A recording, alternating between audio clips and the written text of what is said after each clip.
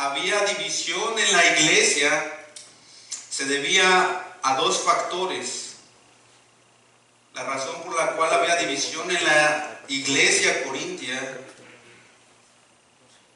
lo podemos ver en dos factores. Uno, que los corintios estaban identificándose con maestros humanos, estaban inclinando hacia maestros humanos y decían ser cada uno de cada maestro. Y si el otro estaba ahí sentado y estaba escuchando a un maestro que no era de su agrado, lo escuchaba, pero decía, no me gusta cómo predica, por lo tanto voy a desechar el mensaje. Aunque los maestros que se mencionan ahí eran maestros que Dios, siervos de Dios que Dios había levantado y que estaban predicando el mismo mensaje. Sin embargo, por la diferencia que ellos estaban haciendo, eso era lo que estaba trayendo división en la iglesia. Y la segunda causa de división era porque estas personas habían ciertamente sido salvadas, habían escuchado el mensaje del evangelio, habían creído y habían sido salvas pero ellos fueron salvas cuando estaban en el mundo, estaban en una sociedad que estaba orientada hacia la filosofía. La iglesia corintia estaba compuesta de griegos, donde la filosofía era lo más importante para ellos. Y todos, previo a su conversión, ellos habían adoptado, se habían apegado a alguna filosofía. Y aunque ya siendo cristianos, seguían ellos teniendo su tipo de identidad filosófica. Y entonces había un grupo que parecía que pertenecía a tal filosofía y había otro grupo que pertenecía a tal filosofía, etcétera. Todos eran creyentes, pero ellos no podían estar en una unidad real porque estaban divididos filosóficamente. Entonces Pablo ataca este concepto, esta idea de división en la iglesia. El punto de vista de Pablo es: no necesitan traer la sabiduría de los hombres a la iglesia, porque si ustedes hacen eso, lo único que están haciendo y lo único que harán es corromper y dividir, y eso es precisamente lo que habían hecho. Incidentalmente también había al traer toda esta sabiduría mundana a la iglesia, toda esta sabiduría había contribuido a la mayoría del resto de los problemas en la asamblea corintia. Y es por eso que él comienza precisamente a atacar ese punto, el de la división a causa de mezclar la sabiduría mundana con la sabiduría de Dios. Para que haya unidad en la iglesia, si queremos unidad en la iglesia, los creyentes deben estar unidos en torno y solamente en la sabiduría de Dios, en la palabra de Dios, esta revelación que Dios nos ha dado. Ahí está todo, en la palabra de Dios está la revelación de lo que es la verdad. Aquí lo tenemos en la palabra de Dios, la revelación de Dios de lo que es la verdad. Y debemos apegarnos a esto, porque si nosotros mezclamos con filosofía del mundo, sabiduría del mundo, es algo totalmente opuesto a la verdad de Dios. Entonces lo que vamos a hacer es que al mezclar esto, nosotros vamos a corromper vamos a adulterar la verdad y ya no va a ser verdad. Ya no va a ser verdad. La sabiduría del mundo, la sabiduría de Dios son algo totalmente opuesto que no debe mezclarse en la iglesia.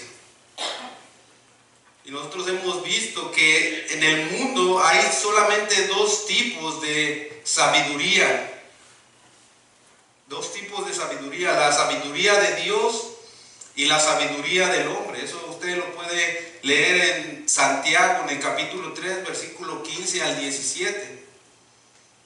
La sabiduría que viene de lo alto, la sabiduría de Dios.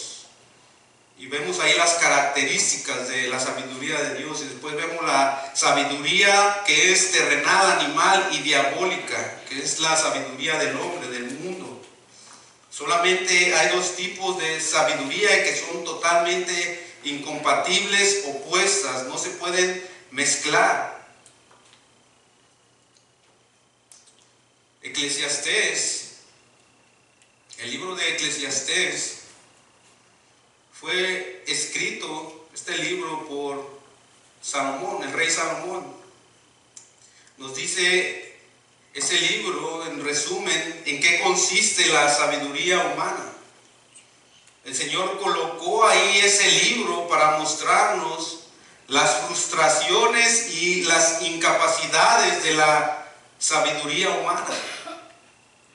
Cuál frustrante es y cuál incapacitada está esa sabiduría. Y eso es lo que le voy a, de una manera así rápida, darle prácticamente el concepto de lo que Salomón está diciendo ahí en Eclesiastés, por causa de tiempo. Salomón decidió aplicar la sabiduría para encontrar todas las respuestas. Entonces, en su vida, él busca la sabiduría y la encuentra. Estaba hablando aquí de sabiduría mundana, y cuando resume toda la sabiduría, él dice: busqué, la encontré, y cuando llegué al punto de resumir toda la sabiduría, encontré nada más que es vanidad. Es un espíritu afligido, porque entre más conocí, más me volví triste. Solamente lo que me trajo fue aflicción, dolor. Entonces, en el momento cuando él dice: esto no me va a ayudar, entonces él dice en su sabiduría: no sé, ya sé lo que voy a hacer, voy a cubrir mi dilema y mejor voy a disfrutar de la vida. En el capítulo 2, 1 al 2. Entonces él disfruta de la vida, él se vuelca a los deleites, pero no le sirvió de nada. Dijo entonces: lo que haré ahora, ¿sabes de qué? Me voy a emborrachar, me voy a dedicar al vino, en el versículo 3 del capítulo 2. Y se da al vino, y se entrega al vino. Pero esto no le ayudó tampoco.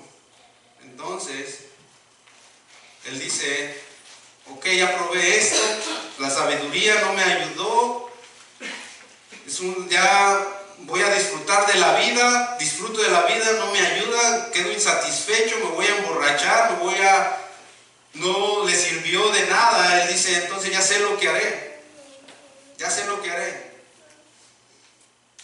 me enloqueceré con trabajo, con promoción personal, ganancias, posesiones.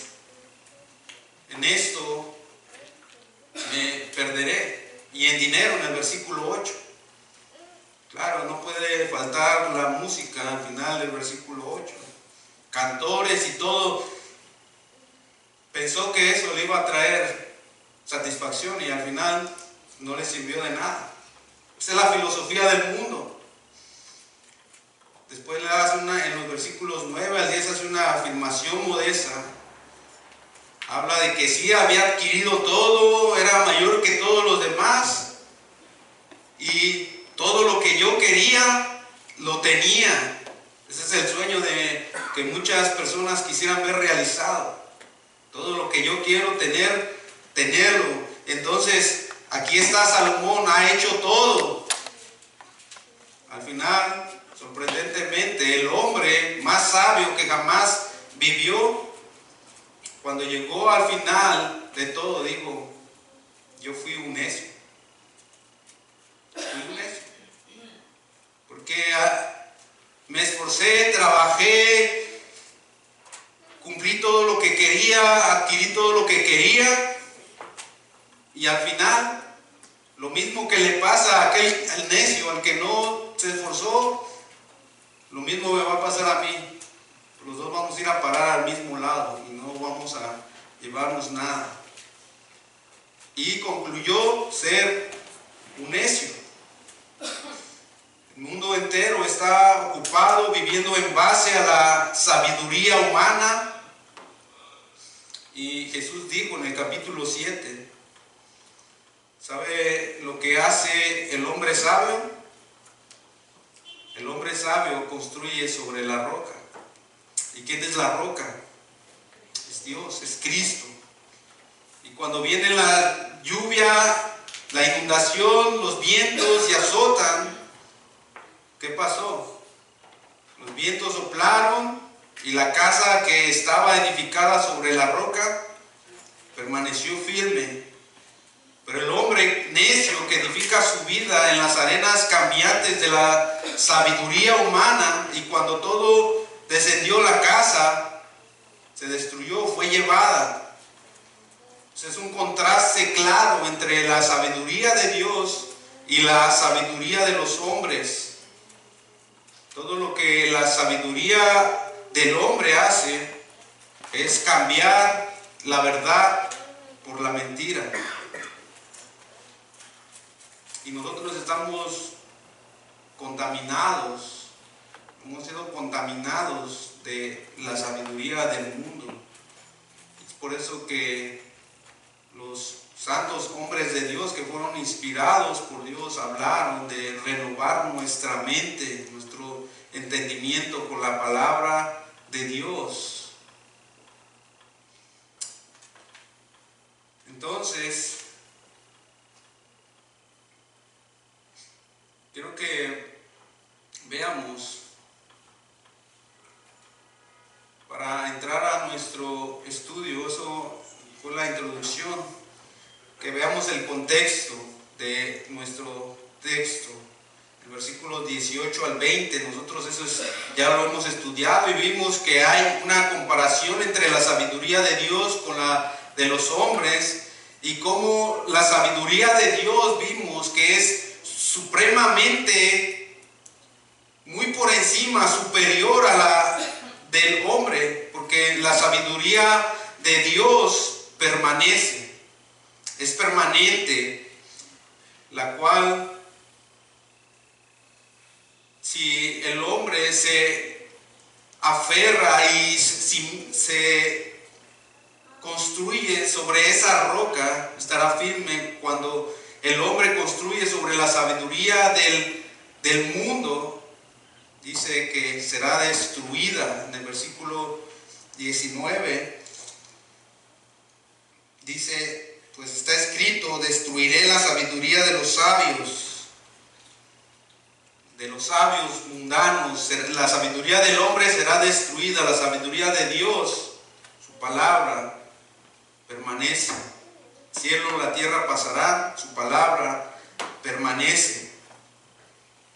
Pablo presentó un desafío para cualquier persona que contradiga eso. Él habla de tres áreas de entendimiento, de sabiduría del hombre. En el versículo 20 dice: ¿dónde está el sabio? Es decir, eso está hablando de filosofía. ¿Dónde están los filósofos? Después dice: ¿dónde está el escriba? Eso es escritura, aquellos que escribían, que leían. ¿Dónde están? ¿Dónde está el disputador de este siglo? Eso está hablando de retórica, de argumentar. A ver, ¿dónde están esos argumentadores que van a contradecir estas verdades de Dios? Entonces, la sabiduría humana vimos que es inferior, porque al final no puede, aparte de que no permanece y va a ser destruida, no puede hacer nada más que dar a la gente una satisfacción intelectual. Eso es lo único que puede traer. Y claro, y hacer más cómodas a las personas que están pecando. Eso es lo único que hace la sabiduría humana, la psicología, toda la filosofía, todo eso es acariciar el pecado del hombre y para que ellos sigan pecando. No pasa, no es tu culpa. Tú no eres culpable de lo que tú eres. Siempre busca echarle la culpa a otro. Esa es la sabiduría del mundo y es diabólica, porque fue lo mismo que vemos desde el principio. Culpar a otro, no, la mujer que tú me dices, no, la serpiente. Y la serpiente no tenía a quien echarle la culpa. Entonces, vemos la inferioridad de esta sabiduría y la supremacía de la sabiduría de Dios. Pero lo que los hombres del mundo no podían hacer con toda la sabiduría humana unida, Dios lo pudo hacer. Dios lo hizo. Y eso es poder. Entonces la sabiduría de Dios es suprema porque es poderosa. ¿Qué hizo? Salvó a los hombres, los rescató, los libró de sus pecados, de su vaciedad, los libró de Satanás y los llevó a su propia presencia. Les perdonó su pecado y les dio vida eterna. Eso la sabiduría del hombre no puede hacer. Miles de años pasaron para que el hombre se convenciera de que no podía hacer nada con su propia sabiduría. Pero Dios, en el cumplimiento del tiempo, Él mostró que su sabiduría pudo hacer lo que para el hombre era imposible, dar vida eterna y salvar de los pecados. Dios, por la locura de la predicación, algo como la cruz, algo tan simple, tan carente de complejidad, tuvo el poder de generar vida eterna, perdonar pecados. Versículo 21 de nuestro texto: agradó a Dios salvar a los creyentes por la locura de la predicación. Ahí hay una demanda de respuesta humana y eso es fe. Por la locura de la predicación, Pablo dijo en Romanos 1:16, el poder, que el Evangelio es poder de Dios para salvación a los que pueden entender sus detalles y complejidades. Así dice, ¿no? El Evangelio es poder de Dios para los que creen. Es poder de Dios a todo aquel que cree. Muchas veces el hombre responde como aquel hombre que dijo: Señor, yo creo, pero ayuda a mi incredulidad. Y en el versículo 22, ya entrando de lleno en nuestro texto, porque los judíos piden señales y los griegos buscan sabiduría. ¿Por qué rechazaron ellos al Señor? ¿Por qué rechazaron la verdad del Evangelio? Porque los judíos querían una prueba sobrenatural para todo. Esa era su característica, su demanda constante era: ¿qué señal nos muestras? Danos una señal para que nosotros creamos. Y cuando fueron testigos ellos, los fariseos, los judíos religiosos, de una señal verdadera, ellos encontraron la manera para justificarse y no creer. Y el Evangelio de Juan en el capítulo 9 dedica todo un capítulo para demostrar esto, para ilustrar esto. ¿Recuerdan aquel ciego de nacimiento que se encuentra con Jesús? Lo encuentra y le echa lodo en los ojos y le dice: ve a lavarte al estanque de Siloé. Y entonces él va, obedece, hace lo que Jesús le dice. Entonces la gente veía al ciego y decía: oye, este no es el ciego que mendigaba ahí. Y decían unos: sí, se parece. Y él decía: no, yo soy. Entonces lo traen al concilio con los fariseos y le dice: ¿quién te abrió los ojos? Un tal Jesús. ¿Cómo lo hizo? Me echó lodo y me dijo: ve a lavarte. Y yo fui y nada más obedecí. Y ellos endurecidos: pero ¿qué más? Dinos más. Simplemente te echó lodo y ya. Sí, dice. Entonces ellos no creen, van con sus padres y les dicen: este es su hijo que había nacido ciego. Sí, él es. Sabemos que él es nuestro hijo, sabemos que estaba ciego de nacimiento, pero no sabemos quién le abrió los ojos. Y le vuelven a preguntar al ciego: ¿cómo fue? Dinos. Ya se los dije y no quieren creer. Hasta que ellos, empecinados, y al final fue el odio hacia Cristo lo que endureció su corazón para no creer esa señal que había hecho. En Mateo 16, los fariseos y los saduceos vinieron y ellos dijeron: queremos una señal. Jesús les dijo en el versículo 4: no se les va a dar ninguna señal a esta generación impía y adúltera fuera de la señal de Jonás, la cual significó que él moriría y estaría 3 días en la tumba y resucitaría. Y cuando resucitó de los muertos, ¿sabe ustedes lo que los judíos hicieron? Sobornaron a los soldados para decir que habían robado su cuerpo y que realmente no resucitó. Así de ciegos estaban los fariseos, los judíos religiosos, los líderes religiosos, y no querían creer. No fue por falta de señales que no creyeron, fue por su odio hacia Jesús y su amor hacia su pecado. Si tú estás esperando señal, algo que Dios haga para creer, y Dios lo pudiera hacer, pero créeme que eso no te va a dejar satisfecho. Vas a querer otra señal y otra señal, porque las señales son para los creyentes, para afirmar su fe. Entonces, aquí que tenemos a estos hombres endurecidos, judíos, que pedían señales. Los griegos eran diferentes, ellos buscaban sabiduría. El griego decía: a ver, permítame tantito, permíteme entender esto.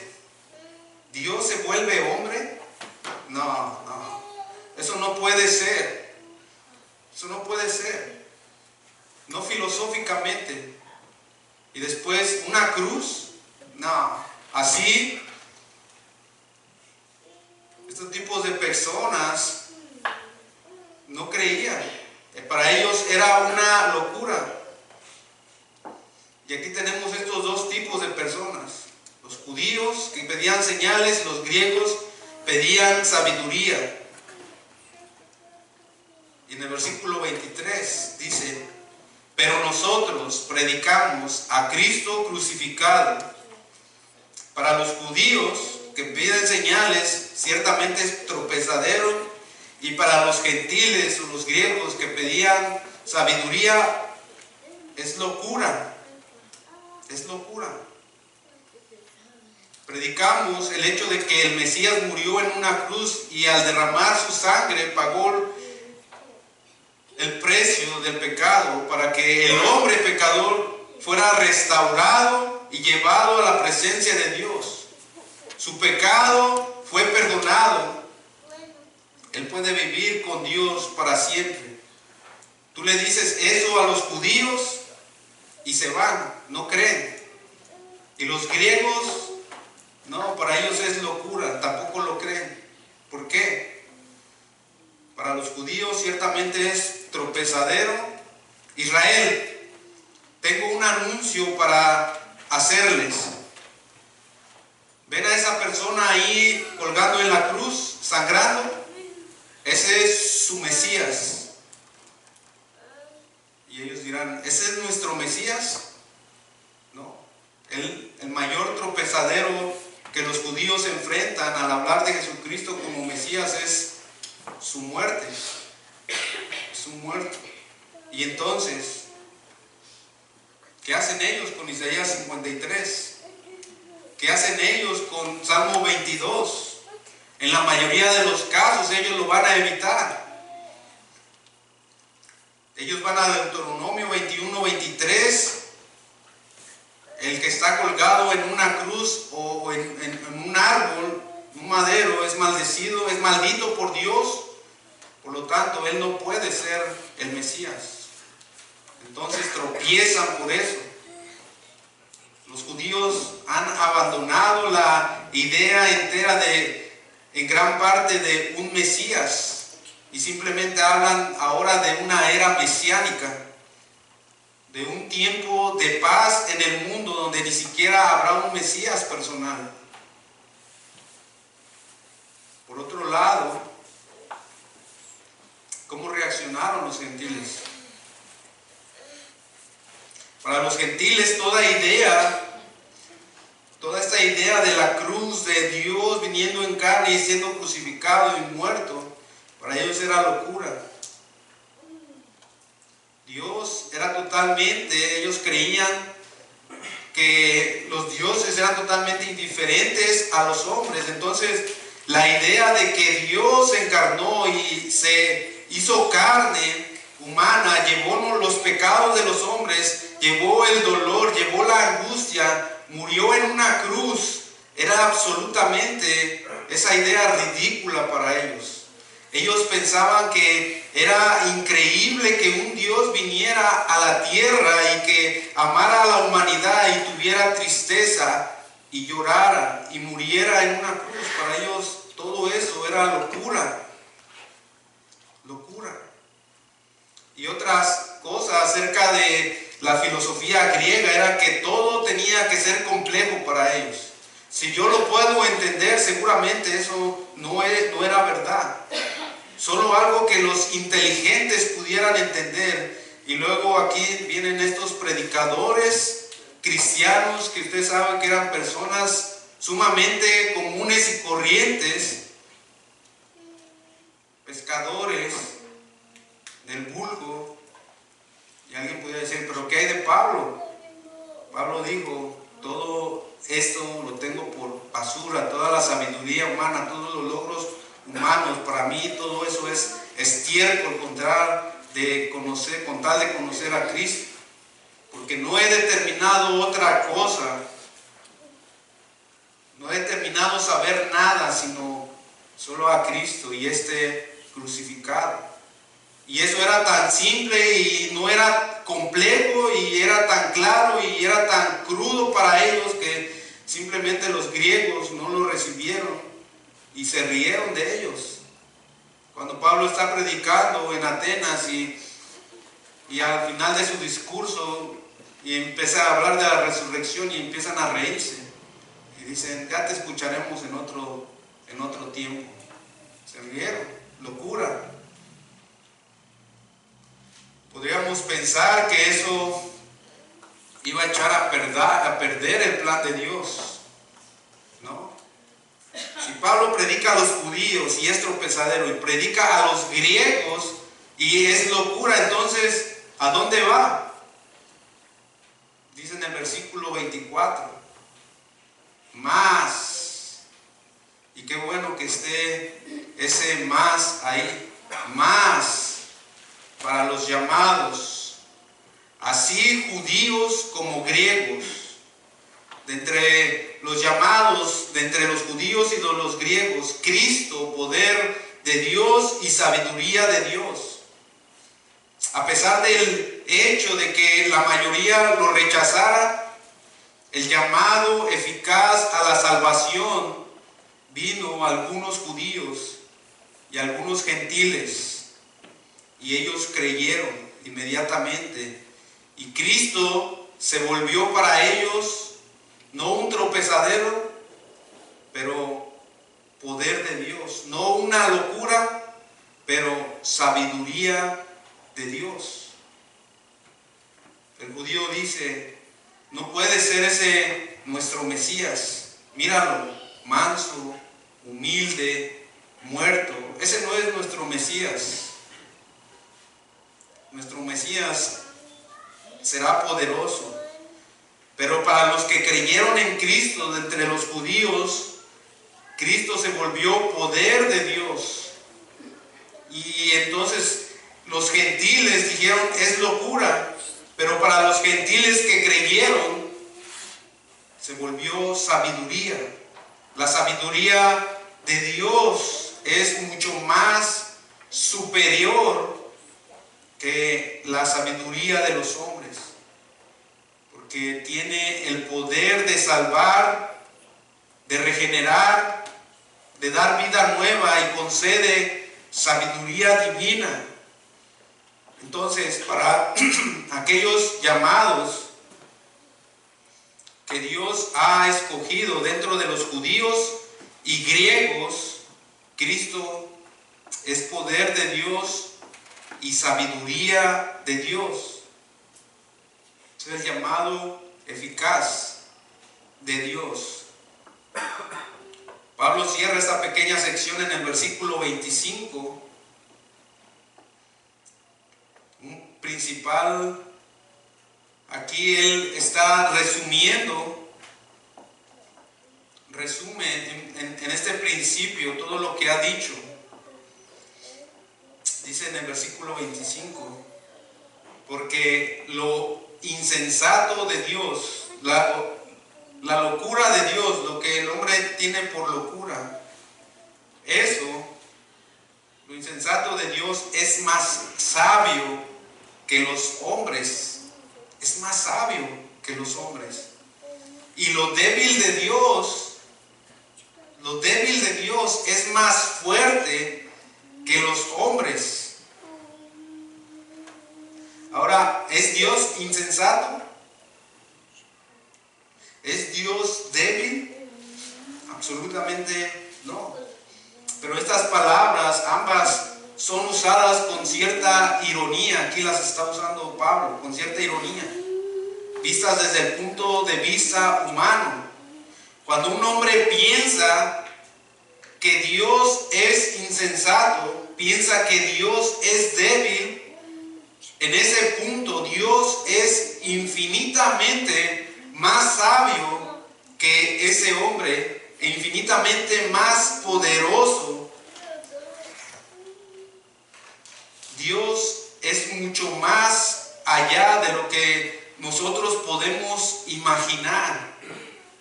Hay complejidades de Dios y en la mente de Dios que están mucho más allá de lo que el humano jamás puede comprender. La Biblia es un ejemplo de eso. Es un tesoro inagotable.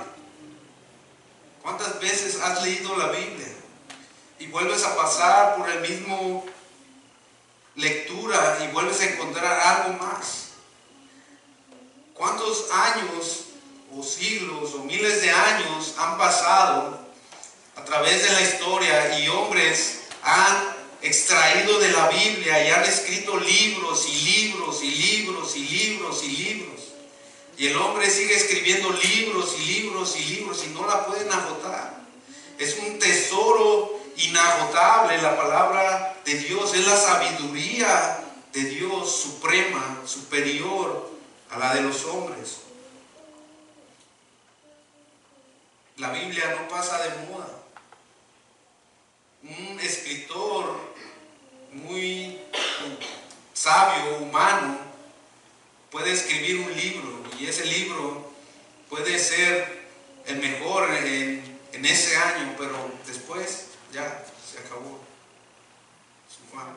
Pero la palabra de Dios no pasa de moda, permanece, es inagotable. Si usted quisiera comparar a lo más inteligente de los hombres con la muestra más suprema de la sabiduría de Dios, mis amados hermanos, obvio es que la diferencia va a ser infinita, porque la diferencia entre la sabiduría total de los hombres y la verdad más simple de Dios, la verdad más simple de Dios es infinita comparada a toda la sabiduría unida de todos los hombres. Y Dios está diciendo que lo más simple que ha hecho es la cruz, la muestra que hizo ver de una manera más débil el poder de Dios. Esa está infinitamente más allá de la sabiduría y del poder de los hombres.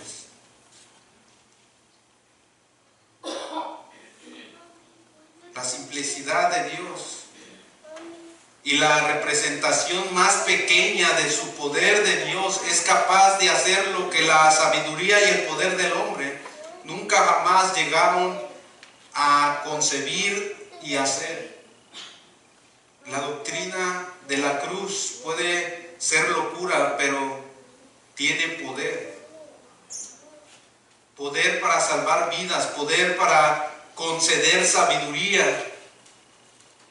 También Pablo muestra que la sabiduría de Dios es superior a la de los hombres por ser paradójica.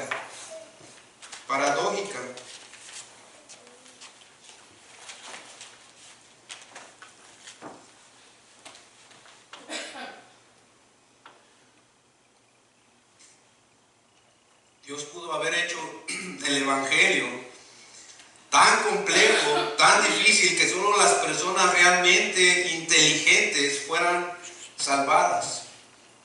Dios lo pudo haber hecho así. Aquellas que lo hubieran podido descubrir o entender, tendría que ser los más inteligentes. Tendría que tú ser el más inteligente para ser salvo. Ahora piense en el profesor más grande del mundo secular, la mente más brillante del mundo. Ahora piense en el hombre más torpe, que es un cristiano.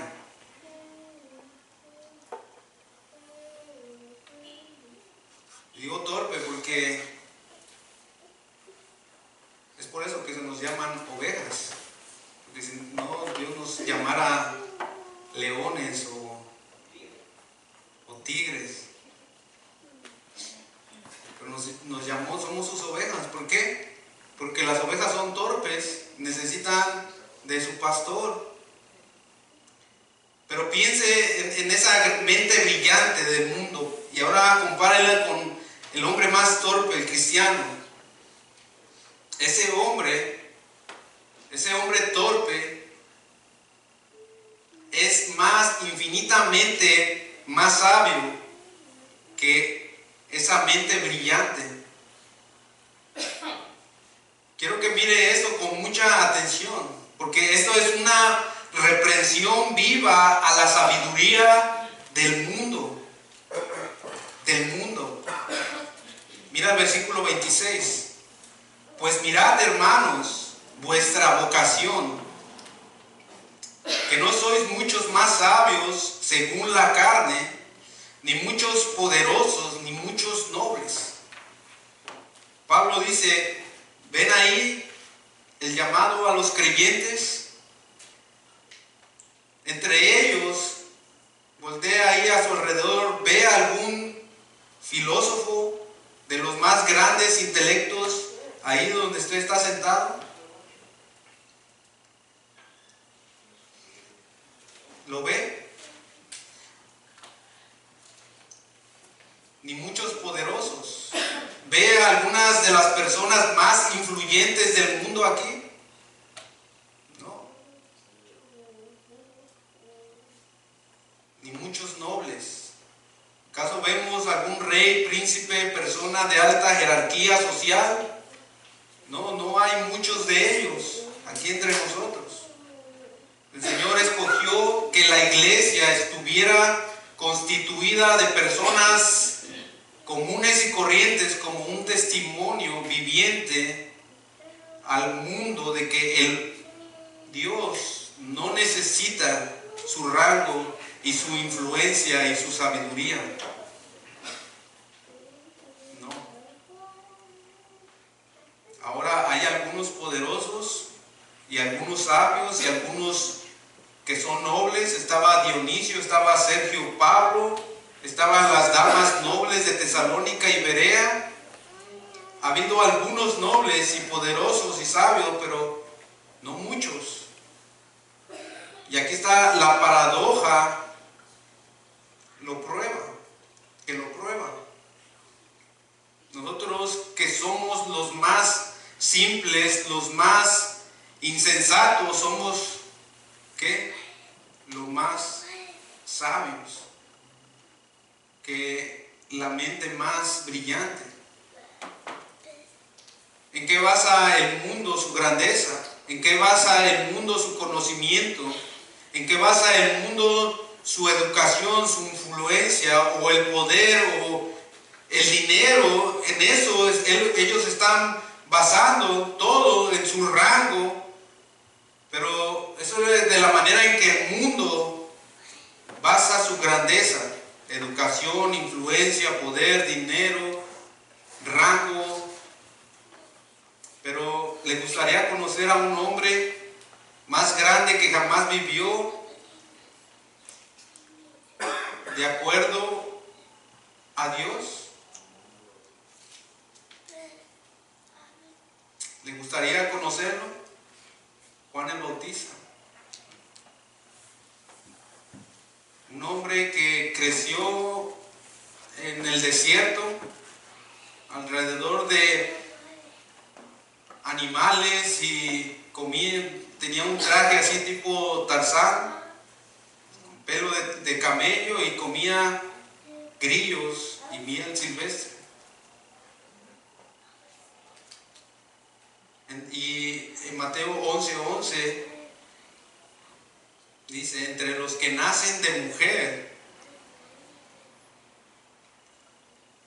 ninguno se ha levantado mayor que Juan el Bautista.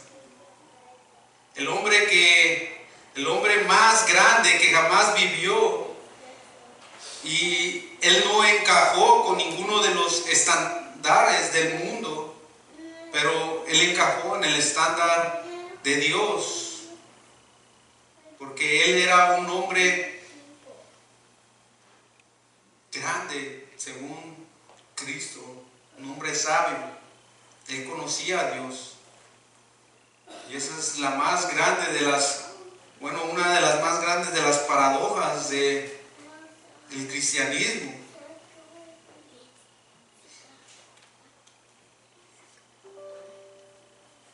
¿En qué estás midiendo tu grandeza? ¿Estás conduciéndote en la sabiduría del mundo? Como decíamos al principio, hemos sido contaminados con la sabiduría del mundo, y la iglesia está llena de filosofía, de la cual nosotros tenemos que examinarnos y desechar toda esa filosofía de nuestra mente, esa filosofía que solamente nos está trayendo satisfacción intelectual y que está acomodando nuestro pecado.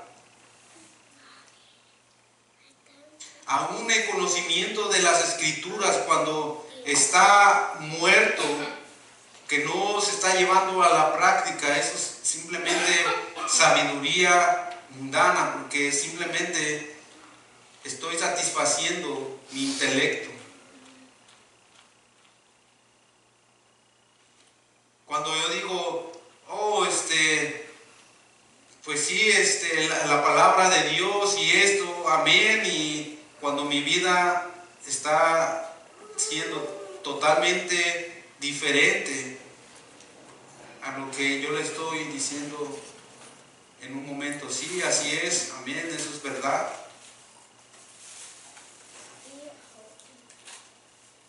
Eso es algo que nosotros tenemos que examinarnos. Si nos estamos midiendo ante los estándares del mundo, las filosofías del mundo, la sabiduría de Dios. Vemos de la manera como Dios llamó a este hombre, Juan el Bautista, grande, que jamás ha vivido, porque no encajó en la sabiduría humana, sino en la de Dios. El versículo 27 dice: sino que lo necio del mundo escogió Dios para avergonzar a los sabios, y lo débil del mundo escogió Dios para avergonzar a lo fuerte, y lo vil del mundo y lo menospreciado escogió Dios, y lo que no es, para deshacer lo que es. Esa palabra, lo que no es, está hablando de las cosas bajas del mundo, las cosas que son despreciadas por el mundo. Y él hace este contraste entre lo que Dios ha escogido conforme lo que él no ha escogido. Y él escogió, dice, a lo necio.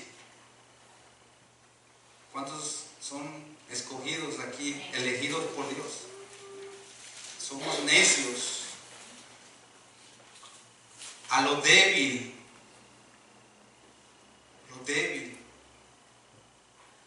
Lo vil del mundo. Eso es lo que somos. No somos campeones, no somos magnates de Dios, somos lo vil, lo menospreciado, lo que no es, las cosas despreciadas. En otras palabras, él dice: Dios no ha escogido a los preparados, sino a los insensatos. Él no ha escogido a los poderosos, sino a los débiles. No a los que han nacido en clase alta, sino los nacidos a nivel bajo. Él ha escogido cosas que a los ojos del mundo no son nada, para llevar a nada las cosas que creen que son cosas que valen algo. Así es la sabiduría de Dios, mis amados hermanos. Es permanente, no pasa, es poderosa y es paradójicamente de esta manera.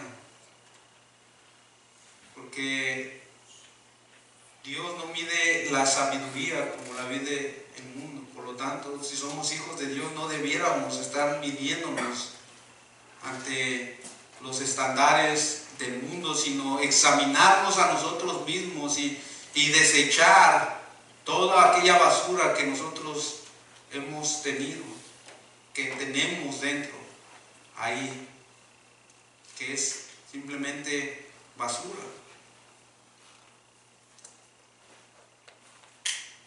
Y no terminar al final o quieren terminar al final como Salomón, que al final de cuentas él se dio que era un necio.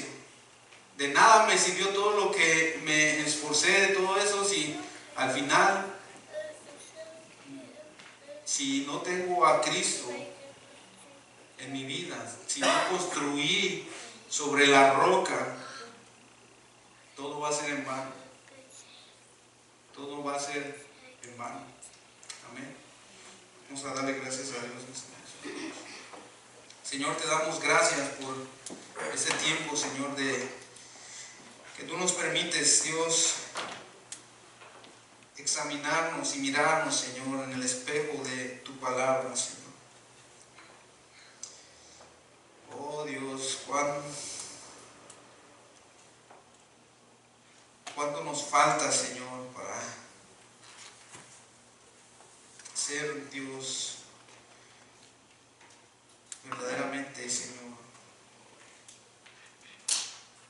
y conducirnos como hijos tuyos. Señor, ayúdanos, Señor. Señor, vemos nuestra incapacidad, Señor. Vemos nuestra debilidad, Señor. Nuestra insuficiencia, Señor. Nuestra inclinación hacia el mal, Dios. Pero eso, Señor, lo vemos cuando nos miramos a nosotros mismos. Y tú no nos has llamado, Señor, a mirarnos, sino mirarte a ti, Señor. Mirar la cruz. Mirar, Señor, aquel que fue en sustitución nuestra. Aquel que es poder y sabiduría de Dios. No es, Señor, lo que yo soy, es lo que Él es. Y tenemos, Señor, que aprender a vivir en Cristo. Guíanos, Señor, con tu Espíritu. Señor, llénanos, Señor, de tu Espíritu, Dios. Y ayúdanos, Señor, a mirarnos en el espejo de tu palabra, Señor, y examinarnos, Señor, y desechar todas aquellas filosofías mundanas, Señor, toda aquella psicología barata, Señor,